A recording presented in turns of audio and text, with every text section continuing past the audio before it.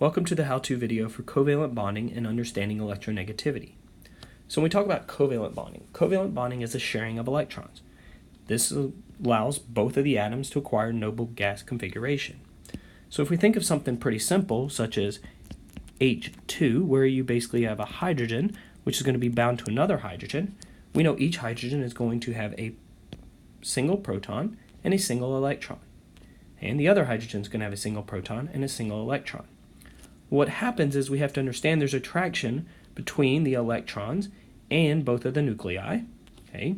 There's also going to be repulsion between these two electrons. They're trying to push each other away.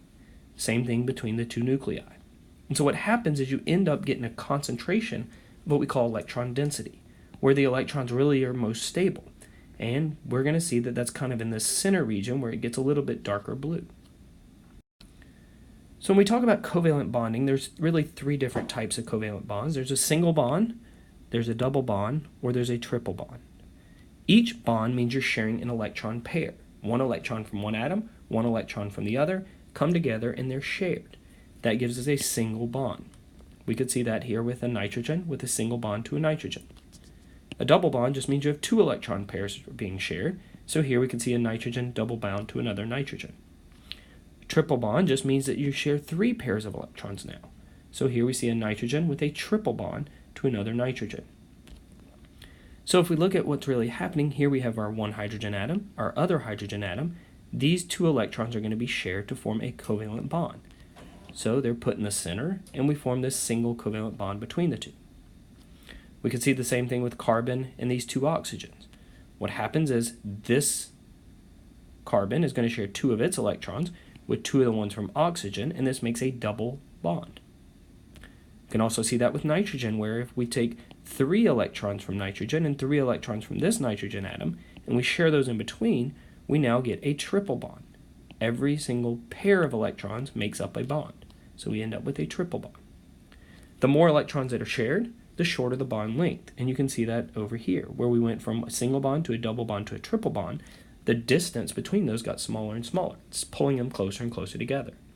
It's also becoming more stronger. So what we have to understand is that the way that these electrons may be shared are not always equal, and that's called bond polarity. Bond polarity is really just how equally or unequally the electrons in a covalent bond are being shared.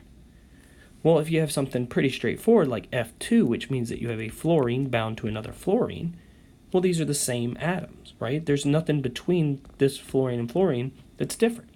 So they share the electron equally. However, if we have a different compound like HF, now there is a difference. And this is what we call a polar covalent bond. Fluorine is actually going to pull those electrons towards itself.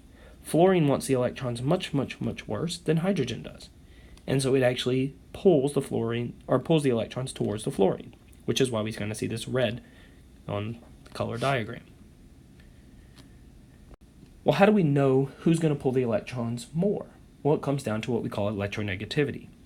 And electronegativity is just the ability of an atom in a molecule to attract electrons to itself, how badly it wants those electrons. So the electronegativity of an element is really just related to both ionization energy and electron affinity. So if we were to think about the fluorine atom, which is all the way to the far right of the periodic table and all the way up top, we know fluorine really wants to be like the noble gases. It wants to gain one more electron.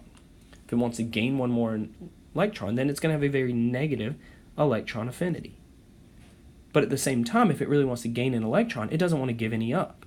So its ionization energy is going to be very, very high. So electronegativity actually increases as we go from left to right on the periodic table and as we go up the periodic table.